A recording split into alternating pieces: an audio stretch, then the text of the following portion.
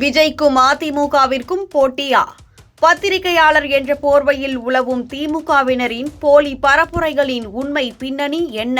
திமுக ஊடகவியலாளர்கள் சிலர் விஜயின் தமிழக வெற்றி கழகத்திற்கும் அதிமுகவிற்கும் இடையே போட்டி இருப்பதாக பரப்புரை செய்தாலும் உண்மையில் 2026 சட்டமன்ற தேர்தலில் எடப்பாடி கே பழனிசாமி தலைமையிலான அதிமுக மற்றும் பாஜக உள்ளிட்ட என்டிஏ கூட்டணி திமுகவை வீழ்த்துவதற்கு மிகவும் வலிமையான ஒருங்கிணைந்த சக்தியாக உருவெடுத்து மக்களின் ஆதரவுடன் வெற்றி நோக்கி பயணிக்கிறது.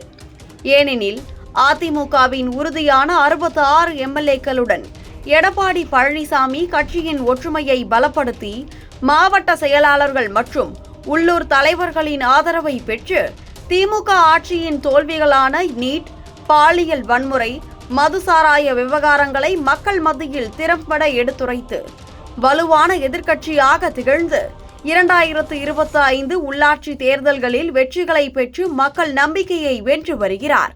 அதேவேளையில் விஜயின் டிவிகே புதிய கட்சியாக இருந்தாலும் அதன் 8 முதல் 10% வாக்கு வங்கி சீமானின் நாம் தமிழர் கட்சியின் 8% வாக்கு வங்கியுடன் மோதி இளைஞர்கள் மற்றும் நடுநிலை வாக்காளர்களை பிரித்து திமுகவின் வாக்கு வங்கியை பலவீனப்படுத்தும் வகையில் அமையும்.